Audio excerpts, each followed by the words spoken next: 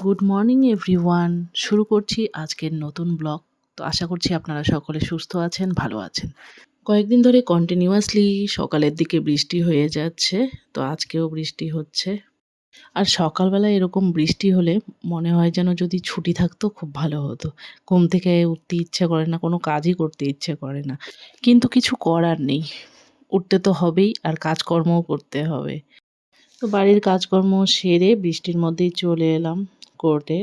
তো এখন চলে এসেছি চেম্বারে। তো চেম্বারে স্কুটিটা রাখলাম আর ব্যাগও রেখে দিলাম, আর এখন যাব কোর্টের দিকটাতে। তো বৃষ্টির মধ্যে এখন যেতে হবে, আর আজকে বৃষ্টিতে রেইনকোট পরেই এসেছি। এই দেখুন এখনও কিন্তু বৃষ্টি পড়ছে। ওয়ার্কিং ডেতে না বৃষ্টি হলে খুব অসুবিধা হয়, চলাফেরা করতে খুবই অসুবিধা।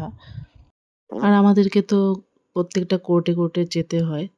বার অ্যাসোসিয়েশন থেকে কোর্টে যেতেই ভিজে যাই। যদিও এই কষ্টটা পরবর্তী সময়ে থাকবে না, কারণ আমাদের যখন নতুন বিল্ডিংটা হয়ে যাবে তখন আর এই প্রবলেমটা থাকবে না। তখন তো সমস্ত কোর্টগুলো একটা বিল্ডিংয়ের মধ্যেই থাকবে, তাই অসুবিধা আর হবে না বেশি। এখন তো সমস্ত কোর্টগুলো এক একটা কোর্ট এক একটা জায়গায় ছড়িয়ে ছিটিয়ে রয়েছে, তাই আমাদেরকে এদিক ওদিক ছুটতে হয়।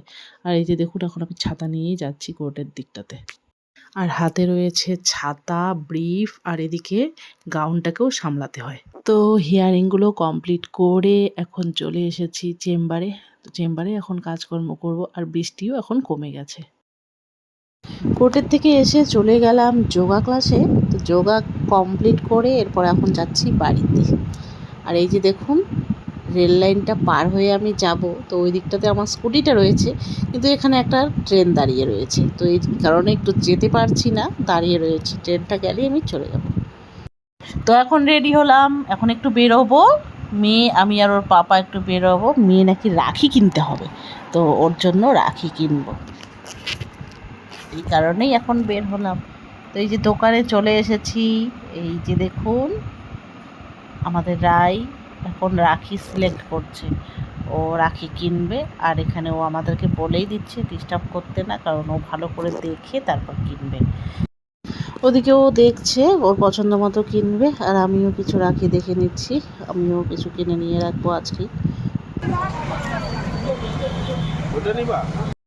তো বাড়িতে এসেই মেয়েকে বসিয়ে দিলাম পড়তে, এখনও পড়াশোনা করছে।